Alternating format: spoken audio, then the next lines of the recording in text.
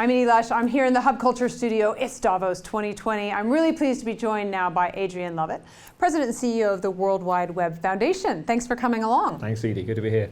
So one thing that fascinates me is the fact that half of the world is now on the internet. And one of the biggest challenges, as I see it, and I think you guys talk about too, is how do we get the other 50% on? Tell me where we are and what the big challenges are. Well, we passed that 50-50 moment just a matter of less than a year ago. The last time we were here at Davos, we passed that marker. And it's partly a technical challenge. As we know, you've got to have a 3G or 4G signal to be able to get broadband, to be able to access the internet. But actually, about 2/3 of the world have got that, but only half the world's online. So what's the reason for the difference? Well, partly it's not affordable. And we work very hard at the Web Foundation with Sir Tim Berners-Lee and Rosemary Leith, our founders, to build that affordability around the world to ensure people can get online at a cost they can afford. But also it's about ensuring people have got the digital skills they need, often fairly simple digital literacy, but that's really important. And there's got to be relevant content online as well. So when you put all those four things together, you've got the opportunity, we think, to get to everybody connected, which was the original vision of the World Wide Web, that it should be for everyone and it should be doing good in the world. So digital literacy, that's a great buzzword, but I'm not sure I know what it means. Well, yeah, it is. It's too buzzy, to be honest. And we should really just say the ability to use equipment that enables you to get online. That's really what it comes down to. So sometimes that's a phone, sometimes it's a laptop. Increasingly, of course, there are other ways that people can connect or will connect to the internet, different devices in the Internet of Things.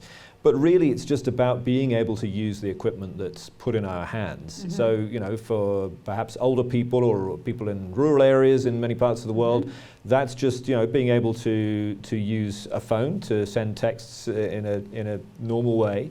For others, it's about being able to code. I was with just a few months ago some young women in Nigeria, in Lagos, doing some fantastic work at really kind of setting the standard, not just for Africa, but for the world, in how young women can really take the lead to show how digital literacy can be put in their hands, and they can actually start to build solutions for their own communities and their own families, which is really exciting. I think that your point there about women and girls learning to code and giving them the skills to achieve is enormous. But it takes time and effort, and a lot of places don't have that. So how do you get the resource to the right people so that they can build those schools? What's the best way that you've seen to do that? Well, I think there's not one single solution to that. It's really, if we look at three players there are governments, whether at a local level or a national level, there's companies, large and small, and then there's all of us as citizens. And each of those three players are part of that solution to ensuring those girls have the skills that they need. But they're also the three players, we think, in tackling all the challenges of the World Wide Web, because we're at a moment where we can see all the positive benefits of the web, but we can also see the trouble, the dark side. There's a lot of dark side, right? We've got work to do there. So we've called on those three groups, governments, companies, citizens, to say we need a contract for the web. We need to bring together those three parties and say what are each responsibilities for each of those groups that we need to take on, and say over the next couple of years, let's get everybody committed to what they need to do and ensure that we can ensure the web really does work for everyone. Because there's a danger, isn't it, that the web splits? And we've already seen there's a kind of sort of American web, there's almost a European web, there's a Russian web and a Chinese web, right? So there's a danger that we do see things dividing rather than coming together, which, as you say, was the original idea behind the internet and behind the World Wide Web.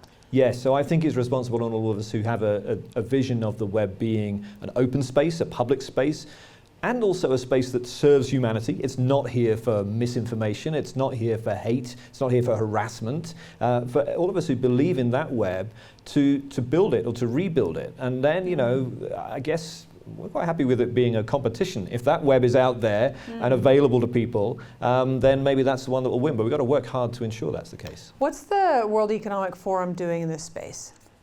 Well, the World Economic Forum is doing some really good work. I co-chair a council on the Internet of Things with World Economic Forum, which we're doing here in Davos this week, looking at how we can make sure that the benefits of the web and the Internet are not lost and hopefully are increased as we start to access the internet through lots of different devices. So WEF is doing some good work on that. They're also partnering with the Broadband Commission, which is here this week too, to really think about how we get to that extra mile, to the last mile, to ensure everyone anyone can be connected to the web. So there's some important things that, that the forum is doing, and it's obviously a place where those different parties can come together, and that's, as we see it, the key need that we have. We've got to sit people down, we've got to say, you've got a job to do, they've got a job to do, and I've got a job to do too. So let's pull together and do it. Thank you very much for stopping by the Hub Culture studio here in Davos. I'm Edie Lush.